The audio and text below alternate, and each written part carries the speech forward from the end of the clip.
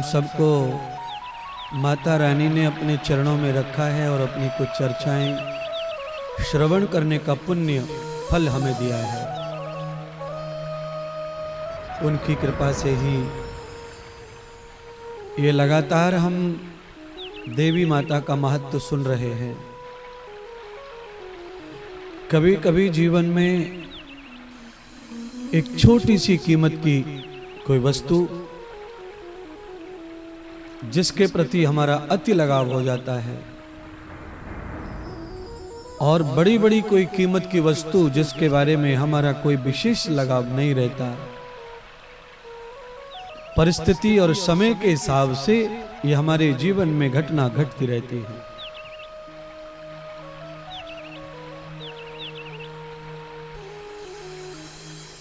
आदमी को भयंकर जंगल में बहुत तेज गर्मी पड़ रही हो और प्यास लगी हो,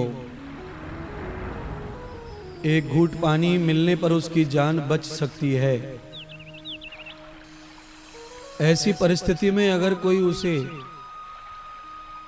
सोने चांदी हीरे मोती के डिब्बे भर भर के देवे तो उसके लिए उस समय वो सब कुछ धूल समान है, कौड़ी के समान है। क्योंकि न सोना न चांदी न हीरा न मोती न रुपया प्राण नहीं बचा सकता उस समय। उस समय सबसे अगर कुछ कीमत है तो पानी की कीमत है। और इसका एक छोटा सा दृष्टांत भी मुझे आता है, आपको समझा दूं। प्राचीन काल में कोई राजा की कथा है। वो राजा इतना धन का नशे में भोग हो गया, धन का अधीन, धन का नशा चढ़ गया उस राजा को। राजा ने कई राज्यों को जीत लिया था, फिर भी राजा को संतोष नहीं था।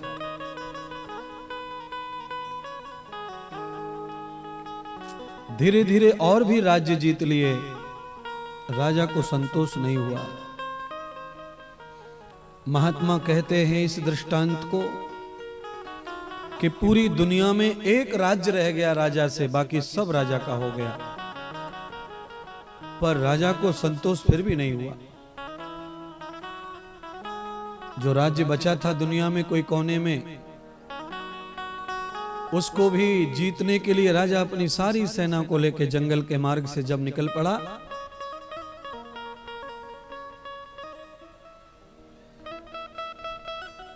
तो राजा को एक साधु का दर्शन हुआ। साधु ने राजा से पूछा, महाराज,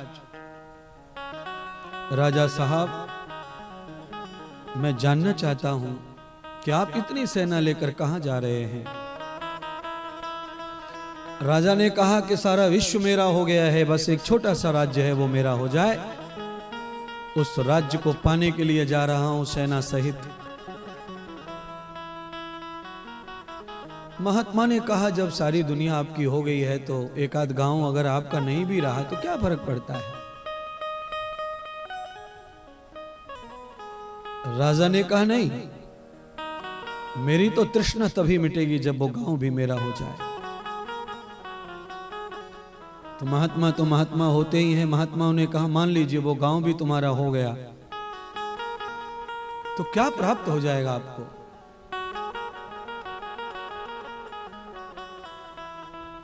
राजा को जब बताया तो महात्मा के कमंडल में एक घूंट पानी पड़ा हुआ था। महात्मा ने राजा से कहा, मान लीजिए राजा साहब, इस समय आप जा रहे हैं इसी जंगल में, आपको अति प्यास लगे और उस समय जंगल में पानी उपलब्ध ना हो, और मैं उस समय आपके पास हाजिर हो जाऊं इस कमंडल को लेकर, और इसमें पानी एक ही घूंट है, और एक घूंट पानी जो मेरा कमंडल का है उसे अगर मैं आपको पिलाऊं तो आपका जीवन बच सकता है। ऐसी स्थिति में पानी आपके लिए आवश्यक है और मैं पानी नहीं दूंगा। अगर ऐसी परिस्थिति में और कोई पानी देने वाला है नहीं और पानी जंगल में है नहीं, ऐसा मान लो, तो आप उस पानी को, मेरे घूंट भर पानी को पीने के लिए क्या कीमत दोगे अगर मैं कीमत मांगू तो? राजा ने कहा कि जो तुम कहोगे तो भी। तो राजा ने कहा मैं तुम्हें एक राज्य दे दूंगा। महात्मा ने कहा मैंने पानी फिर भी नहीं दिया तो 2 राज्य दे दूंगा। मैंने पानी फिर भी नहीं दिया तो 4 राज्य दे दूंगा, 5 दे दूंगा, 6 दे दूंगा। महात्मा ने कहा मैंने पानी नहीं दिया फिर भी तो कहा मैंने जितना भी राज्य लिया है दुनिया से, छीना झपटा है, वो सब मैं दे दूंगा।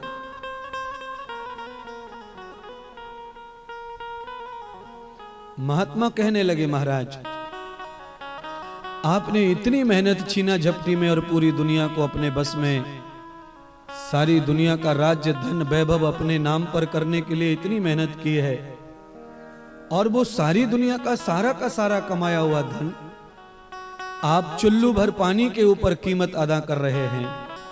इसका मतलब है आपके पूरे धन वैभव और पूरी दुनिया जो आपने बस में कर रखी है, उस सारी कीमत, पूरी दुनिया की कीमत मेरे कमंडल के एक घूंट पानी के बराबर भी नहीं है। इसलिए हे राजन, ये काहे को कर रहे हो, इसका क्या अर्थ है? एक घूंट पानी की कीमत क्या है, जरूरत पड़ने पर वो राजा को समझाया महात्मा ने। ये सारा खेल, ये सारा वैभव, ये तुम्हारे प्राण बचाने के लिए नहीं है राजन, ये तुम्हारी मानसिक तृष्णा को भोग में डालने के लिए है।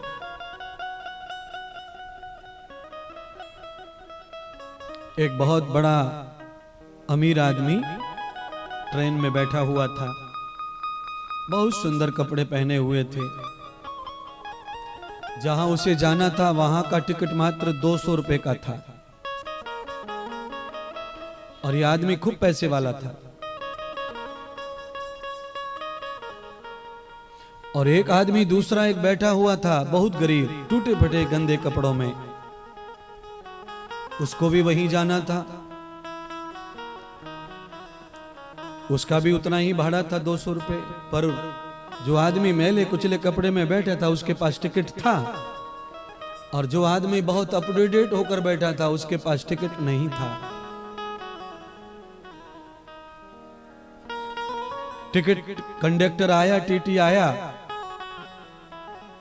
तो जो आदमी गरीब था, मैले कुचले कपड़ों में, वो सीना तान कर बैठा हुआ था और टीटी से आंखें मिलाकर बैठा था। और जो पैसे वाला आदमी था, टिकट नहीं था उसके पास, इसलिए टीटी से आंखें मिला नहीं रहा था, छुप रहा था, इधर जा उधर जा, उधर जा उधर जा, कहीं टीटी पूछ ना ले। ये टिकट और ट्रेन का चर्चा क्यों? ये इसीलिए चर्चा है कि यहां कौन कितना पैसे वाला है, ट्रेन में उसकी कोई महिमा नहीं है। यहां अगर आपको आजाद और मस्त बैठना है तो आपके पास में टिकट होना चाहिए।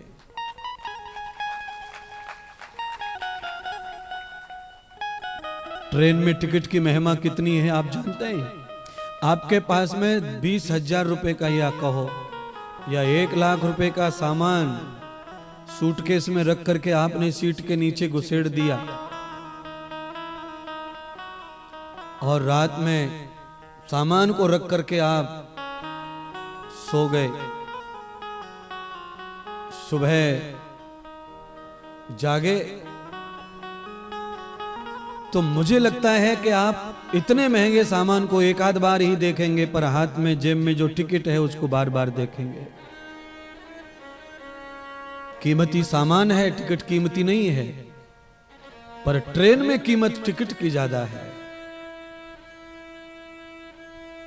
इसीलिए मैं समझा रहा हूं कि समय और परिस्थिति में 2 टके की चीज करोड़ों की बन जाती है और करोड़ों की चीज 2 टके की हो जाती है।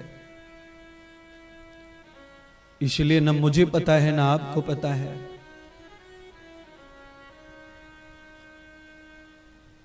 हम और आप दोनों शायद नहीं जानते कि हमारे जीवन में कल कौन सी परिस्थिति होगी, कल कैसा टाइम होगा।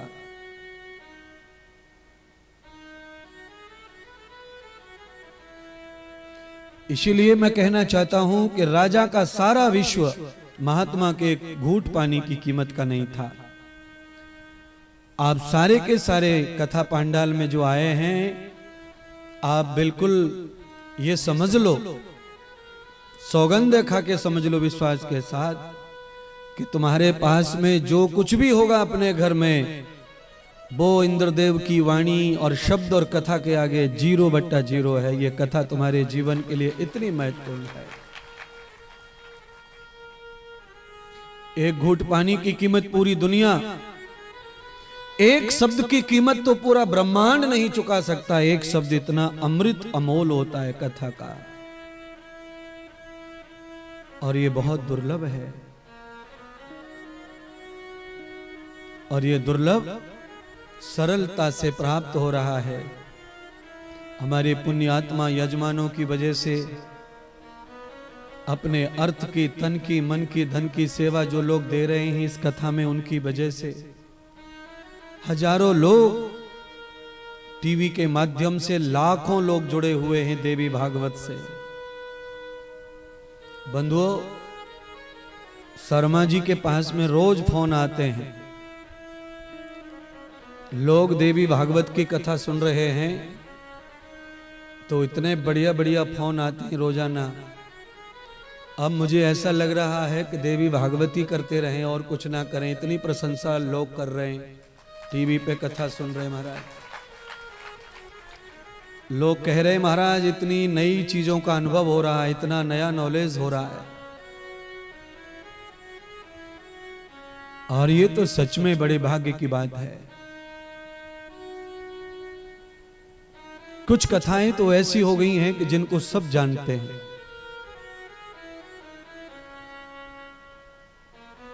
बहुत सारे महात्मा तो पत्रिका में छाप ही देते हैं कथाओं को 7 दिन की।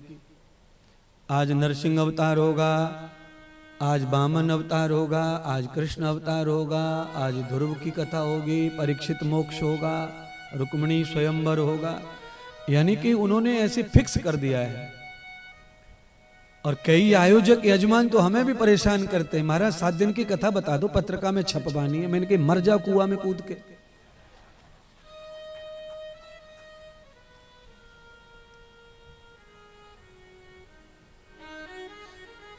ऐसी रिवायत परंपरा हो गई है कि ये कथा ऐसी प्रसिद्ध हो गई है।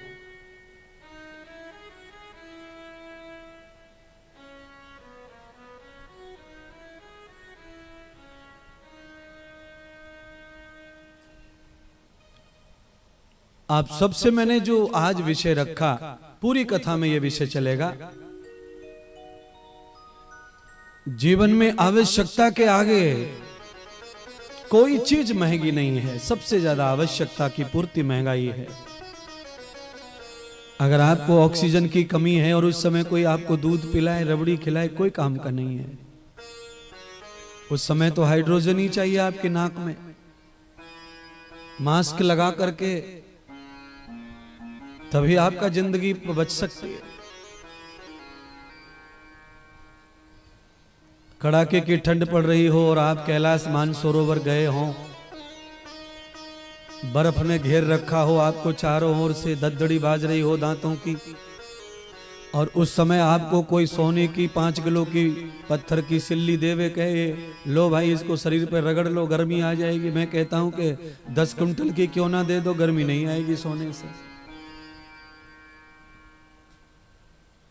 सोने चांदी हीरे मोती रुपए पैसे, इस सब की जो गर्मी है ये मानसिक होती है। शरीर को तो गर्मी के लिए रजाई गद्दा ऊन गर्मी देने वाली चीजें ही चाहिए, पर धन वैभव पद गौरव और अज्ञान यानी जवानी, इसकी जो गर्मी होती है ये सबको मानसिक होती है। एक मंत्री को यह अच्छी तरह पता रहता है कि 5 साल के लिए ही हूं और बीच में मर भी सकता हूं, उसके बावजूद भी वो पूरी गर्मी में ही रहता है, मानसिक। और मंत्री बना नहीं था उससे पहले, उसे ये पता है कि मैं था नहीं मंत्री, और ये भी पता है कि भविष्य में शायद न रहूं। पर जितने दिन भी वो हैं उतने दिन मानसिक गर्मी उसको रहती है, अज्ञान की गर्मी, अबोधता की गर्मी। पद गर्मी जो रहती है, ऐसी ही धन की गर्मी। ऐसे ही बहुत सारे लोग हैं, उनको ज्ञान की गर्मी, किसी को सौंदर्य की गर्मी। मेरी इच्छा ऐसी है आप सबको समझाने के लिए कि आपके पास पद आ जाए, गौरव आ जाए, सुंदरता आ जाए, प्रतिष्ठा आ जाए, सम्मान आ जाए, तो गर्मी की जगह भगवान का धन्यवाद करना शुरू करो, तब तुम्हारा प्रतिष्ठा बची रहेगी।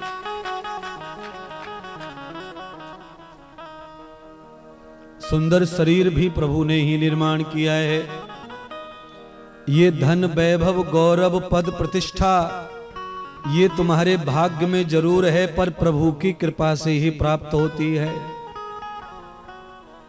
भाग्य का लिखा भी भगवान जब देंगे तब मिलता है, हमारी इच्छा से नहीं मिलता है।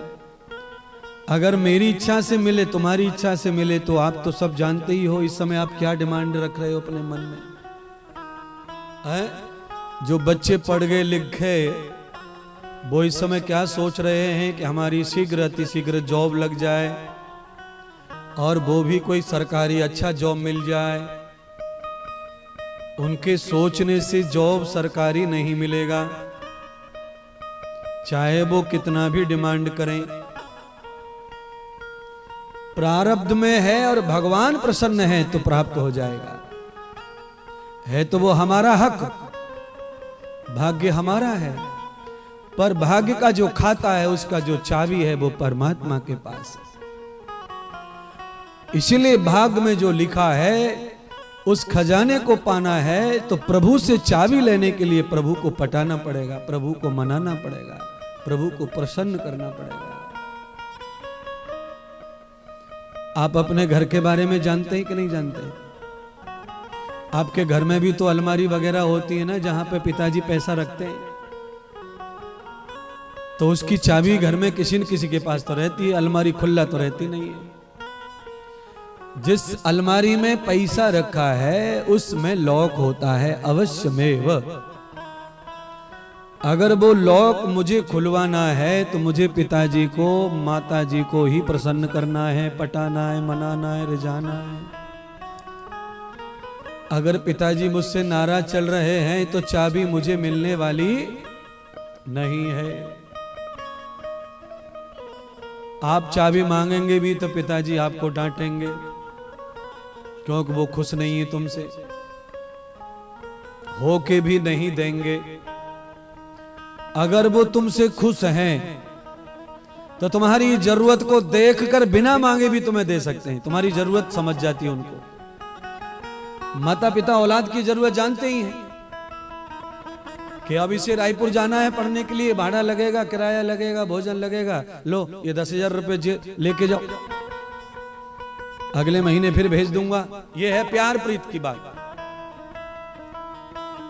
और अगर जम नहीं रहा है पिताजी से तो आप 10 मांगिए, 2,000 देने को भी पिता तैयार नहीं रहता। इसीलिए भाग्य में जो लिखा है, आपका जो हक है, वो भी परमात्मा को प्रसन्न करके ही प्राप्त होगा। तो मेरी बात फिर मानो, हम और तुम सब मिलके प्रभु को प्रसन्न करने में ही अपना टाइम खर्च करो। अपने टाइम को इधर उधर के लपड़ों को प्रसन्न करने में मत लगाओ। आप क्या गलती कर रहे हैं? आप गलती ऐसी कर रहे हैं कि जो प्रसन्न कभी नहीं होते उन्हें प्रसन्न करने में लगे पड़े। ये जितने भी शरीरधारी लोग हैं ना, ये प्रसन्न आज हैं, कल फिर रूठेंगे, क्योंकि ये इच्छावादी हैं सब। परमात्मा की कोई इच्छा नहीं है किसी से, इसीलिए वो एक बार प्रसन्न हो जाते हैं तो हमेशा अपने भक्त का काम करते रहते हैं। हमेशा एक बार प्रभु को प्रसन्न कर लो, एक बार, तो कोशिश करो कि आपसे ये लाभ प्राप्त हो जाए। तो इतराना बंद कर दो, मध में रहना बंद कर दो, अपने आप को कुछ समझना बंद कर दो, केवल प्रभु को समझना शुरू कर दो। आपके ऊपर कृपा बरसने लगेगी और समाज में आपकी पहचान बढ़ने लगेगी। ये फार्मूला कौन सा है मालूम है आपको? ये शास्त्र का फार्मूला है, ये विज्ञान का, ये सच फार्मूला है। और एक फार्मूला वैसा भी चलता है, सोशल मीडिया पे देखा होगा, अगर आपको चुनाव जीतना है, एमएलए बनना है, गांव का सरपंच बनना है, तो जाओ और वहां से रायपुर से फलानी हलवाई की दुकान पे से फलाना समोसा ले आओ, चटनी डाल के खा लो, फलाना कर दो। ऐसे टोटके भी दुनिया भर के चल रहे, पर ये ऐसा टोटका, ऐसा फार्मूला इंद्रदेव महाराज नहीं बताते। इंद्रदेव महाराज बताते हैं कि जो फार्मूला जीवन में अपना लिया वो करोड़ों वर्षों तक दोबारा ना फार्मूला बनाना पड़े, हमेशा एक ही फार्मूला आगे ले जाए हम सबको। पूरी समाज को तारने का फार्मूला है सत्संग, सत्य ज्ञान, वैराग्य और विवेक का ज्ञान।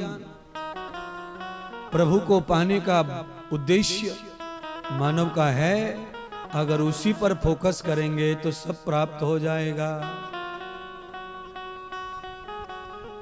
देने वाले को ही पा लिया तो क्या रह जाएगा फिर? बोलिए ना। कुछ समुद्र ऐसा है जिसका मालिक भारत है, कुछ समुद्र ऐसा है जिसका मालिक पाकिस्तान है, कुछ समुद्र का हिस्सा ऐसा है जिसका मालिक चीन है, कुछ समुद्र का हिस्सा ऐसा है जिसका मालिक है श्रीलंका, कुछ समुद्र ऐसा है जिसका मालिक है यमन, कुछ समुद्र ऐसा है जिसका मालिक मालदीव।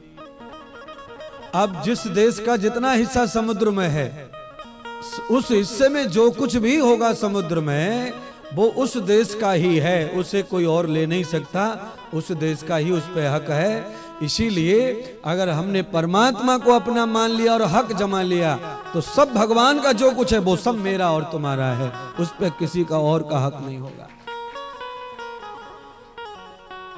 अच्छा बताओ, तुम्हारे पप्पा जो मर गए वो किसके लिए छोड़ गए? पप्पा को सुन के टेंशन आ गया तो दद्दा, तुम्हारे दद्दा जो मर गए वो किसके लिए छोड़ गए बताओ ना? वो किसी के लिए छोड़ नहीं गए, पर वो मिला किसको? दद्दा के बच्चे को मिला। गांव में और भी बहुत सारे लड़के लड़कियां घूम रहे हैं, उनको कहां मिला? एक खेत में एक ट्रैक्टर भी खड़ा कर लो, इतनी भी जगह नहीं देता कोई किसी को। तो जैसे माता पिता की संपत्ति का हकदार उनका बालक हो जाता है, ऐसे ही परमात्मा की संपत्ति का हकदार उसका भक्त हो जाता है। तो आप भक्त बनो भगवान के। ये सब भूमि आपकी है, सारा जगत आपका है। फिर ऐसा है ही नहीं कि आपको अलग से ये वो सब करना पड़े, पर ये सारा चक्रव्यूह आपके ऊपर क्यों शासन कर रहा है? इतना समझा करके भी आप समझ क्यों नहीं रहे हैं? उसका कारण क्या है? जो कारण वो है वो चलो अब मैं थोड़ा ढोलक के साथ में आपको समझाता हूं। आपकी सबसे बड़ी प्रॉब्लम क्या है कि आपके पास में मन है, मन कुछ नहीं करने देता, इसीलिए उसको मन को ही साले को कुचलो, मार मार के भूत बना दो उसका। और मैं कहता हूं कि शाम को जब भी तुम अकेले रहो, ऐसी वैसी चीजों पे मन आवे तब ही मन को गालियां दो। हो पापी मन कर ले भजन, हो पापी मन कर ले भजन, बाद में तू पछताएगा जब पिंजड़े से हंसा निकल जाएगा, जब पिंजरे से हंसा निकल जाएगा, जब पिंजरे से हंसा निकल जाएगा, जब पिंजरे से हंसा निकल जाएगा। ओ पापी मन कर ले भजन, ओ ओ पापी मन कर ले भजन, बाद में फिर पछताएगा जब पिंजरे से हंसा निकल जाएगा, जब पिंजरे से हंसा निकल जाएगा, जब पिंजरे से हंसा निकल जाएगा, जब पिंजरे से हंसा निकल जाएगा। जय हो।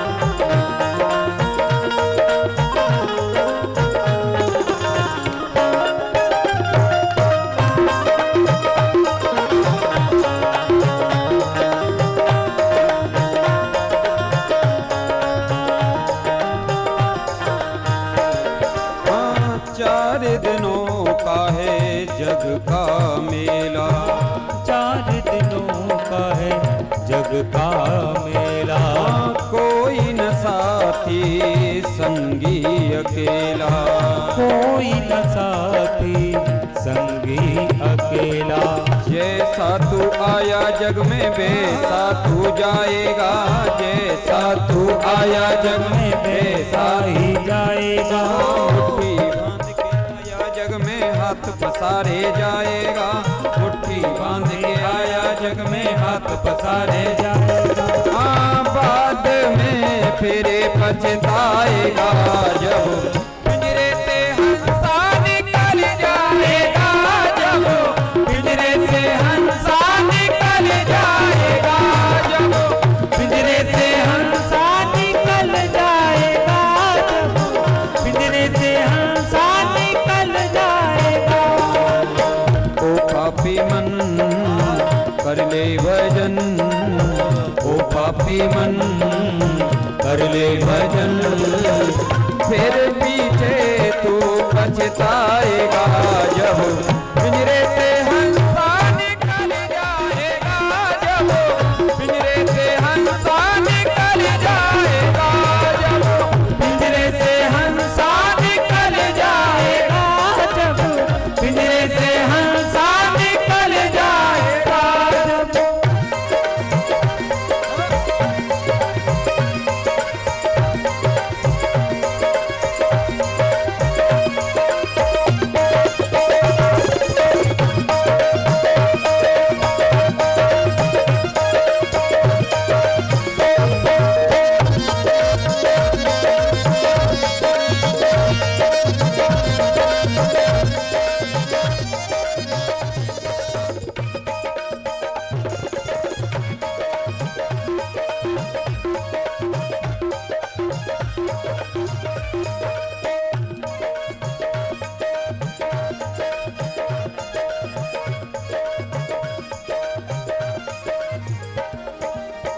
भाई बंधु कुटुम कबीला, भाई बंधु कुटुम कबीला, ये तो जग का झूठा झमेला, ये तो जग का झूठा झमेला।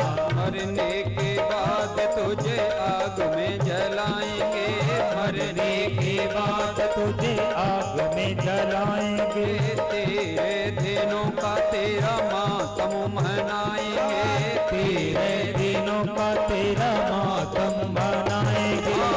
बाद में फिर पछताएगा जब पिंजरे से हंसा निकल जाएगा, जब पिंजरे से हंसा निकल जाएगा, जब पिंजरे से हंसा निकल जाएगा, जब पिंजरे से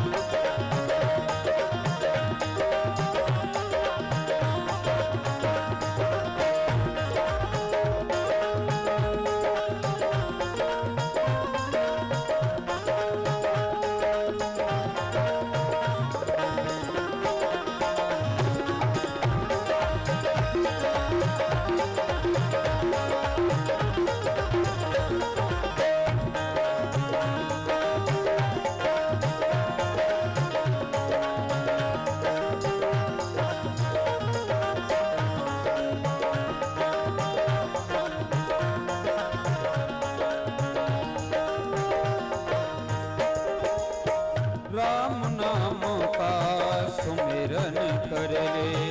राम नाम का सुमिरन कर ले। राम जी का नाम प्यारे घट में धर ले।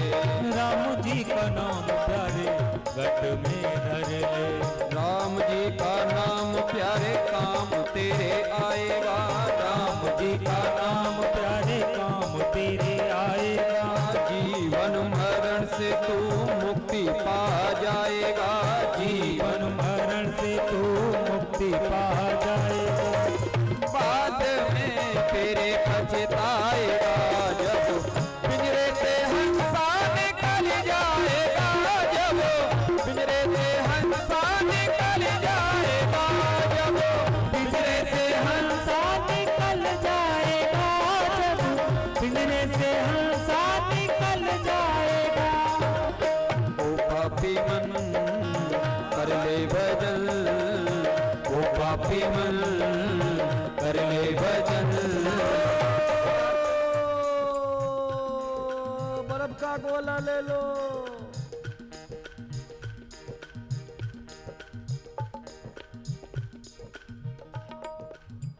अरे छोरा दंतेवाड़ा से आया है, संकल्प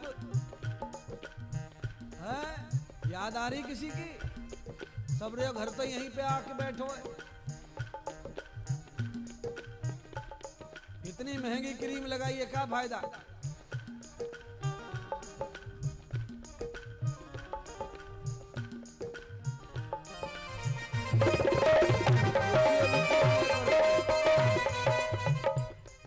को रुक ले, पूरो कह लें दे।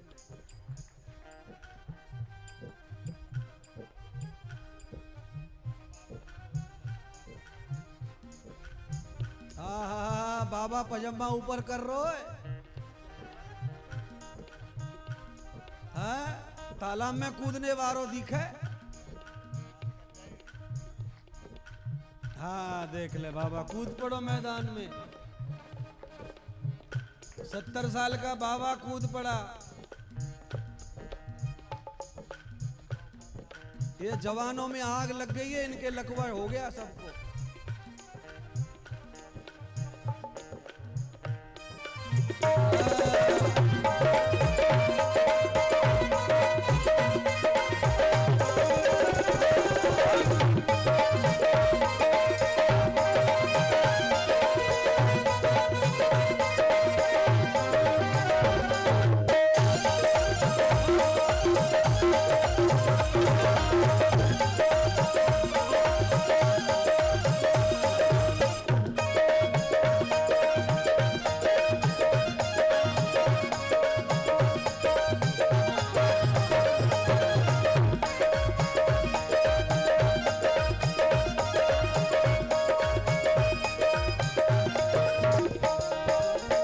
राम नाम का सुमिरन कर ले।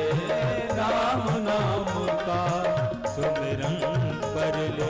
राम जी का नाम प्यारे गढ़ में धर ले। राम जी का नाम प्यारे घट में धर ले। राम जी का नाम प्यारे काम तेरे आएगा। राम जी का नाम प्यारे काम तेरे आएगा। जीवन मरण से तू मुक्ति पा जाएगा। जीवन मरण से तू मुक्ति पा जाएगा। बाद में तेरे पछताएगा जब पिंजरे से हंसा निकल जाएगा। जब पिंजरे से हंसा निकल जाएगा। जब पिंजरे से हंसा निकल जाएगा। जब पिंजरे से हंसा निकल जाएगा। ओ पापी मन कर ले भजन।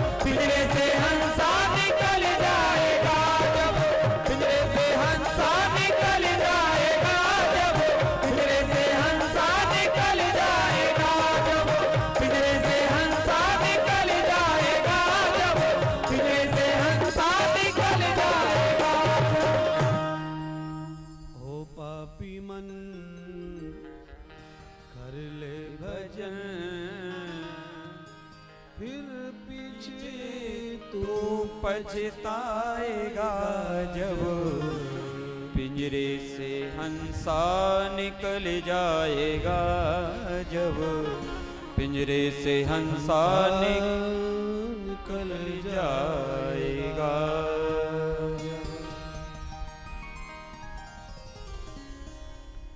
भगवान वेद व्यास जी राजा जन्मजय को कह रहे हैं, राजन भवानी माता दुर्गा की असीम कृपा से तुम्हें कथा सुनने का सौभाग्य प्राप्त हुआ है और बड़भागी हो तुम जो बिना किसी विघ्न के इतने दिन भगवती की कृपा प्राप्त कर रहे हो, उनके कथा श्रवण कर रहे हो। राजा जन्मजय ने प्रणाम करके गुरुदेव से पूछा, भगवान वेदव्यास जी से, दादाजी भवानी जगदम्बा अष्टदश भुजा वाली दुर्गा माता के अनेक रूप हैं, उसमें से दुर्गा माता का जो पावन दिव्य रूप है वो अष्टदश 18 भुजाओं वाला है। आज की इस पावन कथा को जब आप श्रवण करेंगे तो आप खुद ही अचंभे में रह जाएंगे कि हम कहां पड़े थे इतनी जिंदगी भर। दुर्गा माता के मंदिरों में जा जाकर वर्षों हो गए, दुर्गा माता का पूजन व्रत करते वर्षों हो गए, पर माता अष्टदश भुजा वाली 18 भुजाओं वाली माता का प्राकट्य अवतार क्यों हुआ, किस लिए हुआ और किसने किया। राजा जन्मजय हाथ जोड़ के प्रार्थना करते हुए पूछ रहे हैं,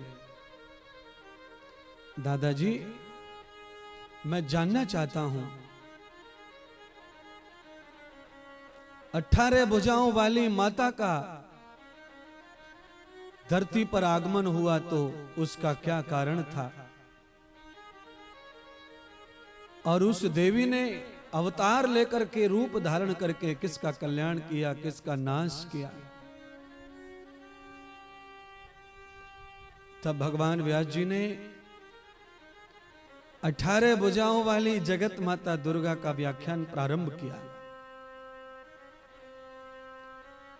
मेरा तो बड़ा सौभाग्य है कि 18 भुजाओं वाली माता का कुछ भी कहने का सौभाग्य प्राप्त हो रहा है। आप तो और भी ज्यादा भाग्यवान हैं कि आपको उनके इन रूप का दर्शन होगा शब्दों से, कथा के माध्यम से। भगवान व्यास जी ने कहा कि महिषासुर नाम का एक दैत्य धरती पर पैदा हुआ और 18 भुजाओं वाली जो माता है उसे महिषासुर मर्दनी कहते हैं। आप तो हर रोज आरती गा रहे हैं, रोज आरती होती है तो आरती में तो रोज उसका नाम आता महिषासुर का।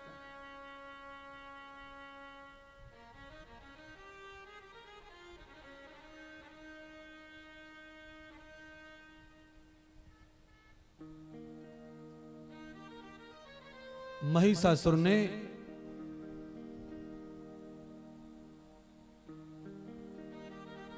अपार शक्ति को प्राप्त कर लिया ब्रह्मा जी से, और महिषासुर किसी दानव मानव या देवता से मृत्यु को प्राप्त नहीं होगा ऐसा वरदान प्राप्त हुआ।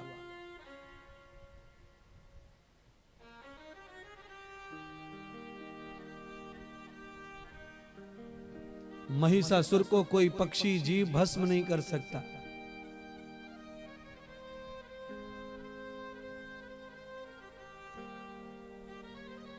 जन्मजय राजा ने कहा, गुरुदेव महिषासुर इतना बलवान हुआ, महिषासुर का जन्म कहां हुआ और उसके कौन जन्मदाता थे। ऐसे महान दुर्दम दुराचारी बलवान, मुझे कथा वृतांत पूरा विस्तार से कहो। तब भगवान वेद व्यास महिषासुर के जन्म की कथा सुनाने लगे। कहा, जन्मजय, धनु नाम के एक राजा थे। उन राजाओं के दो पुत्र थे, रंभ और करंभ।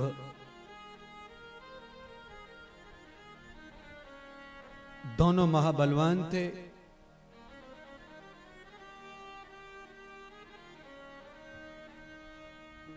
पर दुर्भाग्य, रंभ और करंभ का वंश डूब गया। दोनों को ही बालक नहीं थे।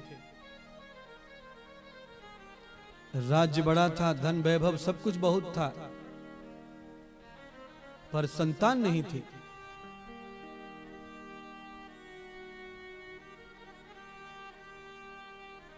तब दोनों भाइयों ने निश्चय किया कि या तो हम दोनों ही मर जाते और या चलो जंगल में तप करेंगे, कुछ तो फल मिलेगा। दोनों भाइयों ने सलाह करके जंगल का ही मार्ग चुना, मृत्यु को त्याग दिया।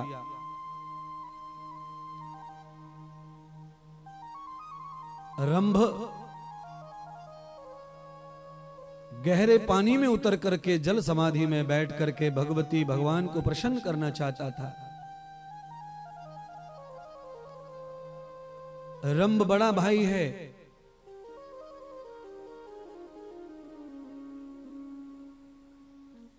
पंचगव्य के साथ में जब वो पानी में उतर गया समाधि में जाने के लिए, भगवत ध्यान करने के लिए, तब देवताओं के राजा इंद्र को पता चला कि रंभ जो है जल समाधि ले रहा है और वो ब्रह्मा जी को प्रसन्न कर, वरुण देवता को प्रसन्न कर वरदान प्राप्त कर लेगा। और जब जब दैत्यों ने वरदान प्राप्त किया है तब तब उन्होंने स्वर्ग को छिनाया है। केवल दैत्यों में दोष होता है, देवताओं में कोई दोष नहीं होता है, ऐसा आप बिल्कुल मत मानिए। दैत्यों में दोष ज्यादा है, देवताओं में दोष कम है, पर देवताओं में भी दोष होते हैं। मानस में भी दोष है, मानव के अंदर भी दोष होते हैं। इंद्र देवताओं का राजा तो था, पर इंद्र के अंदर एक बहुत बुरा दोष था, और वो दोष ये था कि इंद्र किसी को भी अपने से बड़ा होते हुए देख नहीं सकता था। और ये दोष शास्त्रों की दृष्टि में अच्छा नहीं है। शास्त्र ये कहते हैं कि कोई आदमी समाज में बढ़ रहा हो तो हमें उसका साथ देना चाहिए।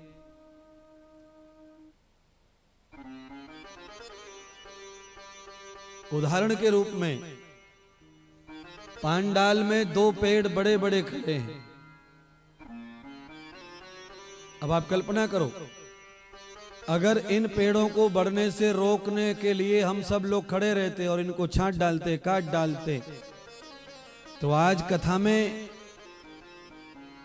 जितने लोग पांडाल में पेड़ों के नीचे बैठे हैं उतने लोग पांडाल में नहीं बैठे। और ये वैल्यू पेड़ की इसीलिए हो रही है क्योंकि पेड़ जो है बड़ा हुआ है, फैला हुआ है।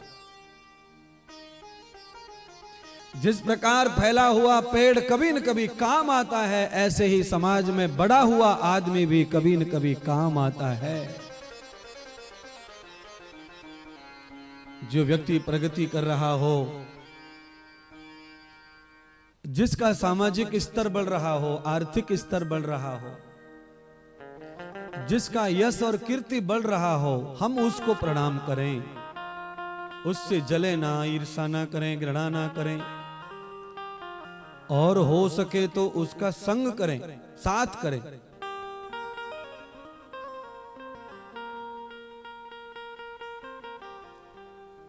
आप जब सागर में घर बना लेते हैं तो आपने कितना पानी नहाया, कितना पिया, कोई बता नहीं सकता। पर आप ऐसी सूखा की जगह घर बना लो एक एक बाल्टी पानी का हिसाब है वहां। अभी गर्मी चालू हो गई है महाराष्ट्र में, कर्नाटक में, छत्तीसगढ़ में, मध्य प्रदेश में, कितने सारे जिले ऐसे हैं जहां पानी गिलासों से बट रहा। 5 लीटर की इकट्ठी से पानी बटता है, टैंकर आता है नगर पालिका का, एक मटकी तुम ले जाओ, एक कलसा तुम ले जाओ, एक कलसा तुम ले जाओ।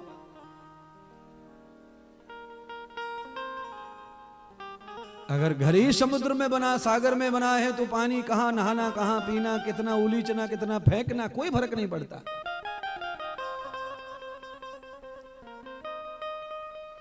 इसीलिए गरीब की मदद और बड़े का संग करना चाहिए। संग गरीब का ठीक नहीं है, पर गरीब की मदद करनी चाहिए। गरीब आदमी का संग करने से दूसरे व्यक्ति का भी विकास रुक जाता है, ये ध्यान रखना। पर गरीब आदमी की अपेक्षा नहीं करनी चाहिए, उसके हमेशा उन्नति के लिए प्रार्थना और उसकी मदद करनी चाहिए। और जो व्यक्ति विकसित है, जिसका हाथ परमात्मा ने पकड़ रखा है, उसका संग करना चाहिए, उसका साथ करना चाहिए।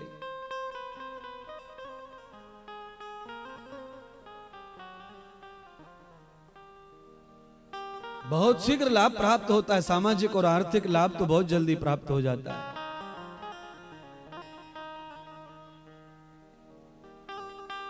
पर इंद्र के अंदर यह दोष था, क्योंकि इंद्र को हर बार यह लगता था कि ये लोग तपस्या करके ब्रह्मा जी से जो पाएंगे तो मेरी गद्दी खतरे में, मेरा शासन, मैं राजा नहीं रहूंगा फिर। और इंद्रलोक में स्वर्ग की राजगद्दी, इंद्र गद्दी पर अनेक राक्षसों ने राज्य किया हुआ है। क्योंकि जो भी सामर्थ्यवान हो जाता था दैत्य, वह सबसे पहले स्वर्ग को ही मांगता था। क्योंकि लड़ाई स्वर्ग और पाताल की, ये भाई भाई की लड़ाई है बंधुओं, ये कथा समझ में आनी चाहिए। महर्षि कश्यप की 2 पत्नियां हैं, दिति अदिति, एक ने देवताओं को, एक ने दैत्यों को जन्म दिया। ये घर की लड़ाई है, ये कभी नहीं बुझेगी। इसीलिए दिति के पुत्रों को हर समय यह लगता था कि हमें स्वर्ग चाहिए, स्वर्ग चाहिए, स्वर्ग चाहिए। चाहे वो अधिकार से मिले, चाहे वो लड़के मिले, चाहे वो पूजा करके मिले, दान करके मिले, पर हम स्वर्ग लेंगे, स्वर्ग लेंगे। और स्वर्ग में जो देवता रहते थे, दिति के अदिति के पुत्र, वो यही सोचते थे कि हम स्वर्ग नहीं देंगे, नहीं देंगे, नहीं देंगे।